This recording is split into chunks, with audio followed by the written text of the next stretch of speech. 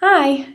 For my presentation, I chose to research the topic of gentrification.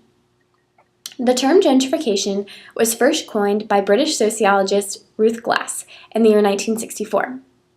Today, Merriam-Webster Dictionary defines it as the process of renewal and rebuilding accompanying the influx of middle-class or affluent people into deteriorating areas that often displaces poorer residents.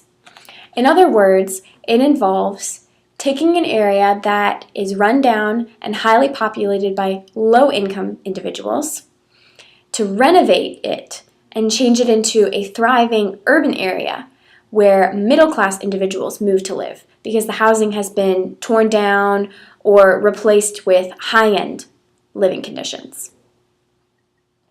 Regentrification means to simply gentrify again, to renew an urban area. Another term for gentrification would be urban renewal. Through my research, I found there are many different ways to study gentrification. These include, in the past, neighborhoods. Many people looked at neighborhoods to study and observe the repercussions of gentrification. However, today, cities, regions, and also the term brownfields can be studied. Now, brownfields can include an abandoned business located in a neglected urban area. Because of the neglect that this area experiences, it is now not a thriving urban area and surrounded by lower income residents. Also through studies, there has been a question of what drove the individuals to gentrify the area. Was it mostly consumption focused or production focused? Meaning, were they worried about what could be consumed after the process of gentrification in the area or what could be produced? Now, before I began my research on the topic of gentrification, I knew a lot of disadvantages existed. However, through the research I observed, I found a lot of different disadvantages that I did not know existed. Obvious one, displacement of those of lower income, especially Black individuals. In one study I read, it was saying how Black individuals are mostly the most targeted and the most common individuals that are pushed out of areas that have been gentrified. Gentrification is also not socially sustainable, which means it may be beneficial for some areas and some individuals, but in the end, it is not right for society. It does not satisfy and sustain all members of society. Gentrification only produces high-end living options, creating a lot of difficulties for those of lower income because they can no longer afford the housing options in the area and they are forced to leave. Gentrification destroys family-owned businesses to be replaced with chains. For example, a shop that may be on the corner that many families enjoy going to, it's family-owned, they know the owners, they've grown up going to that store, and then all of a sudden, because of gentrification, that store is torn down and replaced with a chain store that has no sentimental or emotional value. They walk in there, they don't know the people that work there, they may not be satisfied with the food because it's all branded things now. Also, residents after gentrification are white, highly educated, middle-class individuals, oftentimes, if not most of the time. This creates no diversity and no multiculturalism for the area. You may be asking, why is gentrification still going on then because of all of these disadvantages? Well, despite the disadvantages, there are some pros. Gentrification is beneficial to certain areas, meaning for some, it's a protection of the countryside. It offers new agricultural or industrial opportunities. New business are put into place, or new farming opportunities for agriculture because the area has been renewed. Something that was once run down and broken has been renewed into something wonderful for the future.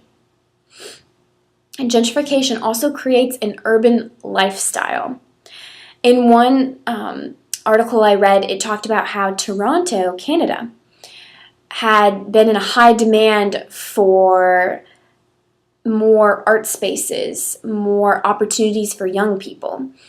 Because of this, they decided to go through urban renewal, go through gentrification, to create those artsy areas for young people to come in. In that case, it was a great option for Toronto. However, for some other areas, it's not a good option. Gentrification attracts middle-class individuals. Also, sociological research shows the displacement of lower income is not always the case. So the most obvious disadvantage of gentrification that we put with it may not always be the case, according to recent research. This study said to ask, what does research show about gentrification, instead of, is gentrification good or bad? I chose to research the topic because I believed it connected to my service learning experience. I volunteered at a child's place, which helps homeless children in CMS schools. The possibility of these children's homeless condition or state could be due to the process of gentrification. Billingsville Elementary School, where I volunteered, was heavily comprised of minority students. I believe this reflects the low income of the area. Maybe these children have experienced homelessness because their area was gentrified and they were forced to leave because they could no longer afford the new housing that was being put into place. Ahsoka, one author of a research study I read, said that segregation produces poverty communities. For these homeless students who come from minority backgrounds, I believe that gentrification may have been a cause of their condition, of their poverty. Now, gentrification also violates a lot of ethical standards of human service professionals, and there are ethical dilemmas that come along with this process.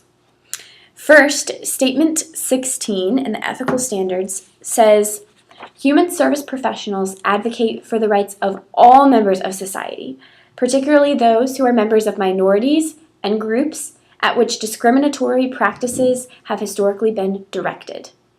This means that human service professionals, according to the ethical standards, must respect and advocate for all the rights of all members of society, including minority groups and groups who are often discriminated against. In the case of gentrification, the focus is only on middle class or richer income groups. The focus for the lower income groups has completely vanished. They have no help, no place to live, no job opportunities. They're just left on their own. Statement 17 says that human service professionals provide services without discrimination or preference based on age, ethnicity, culture, race, disability, gender, religion, sexual orientation, or socioeconomic status. And I want to place the emphasis on socioeconomic status. I believe that in the process of gentrification, human service professionals are not offering services to anyone of any socioeconomic background. It is only on those of the middle class.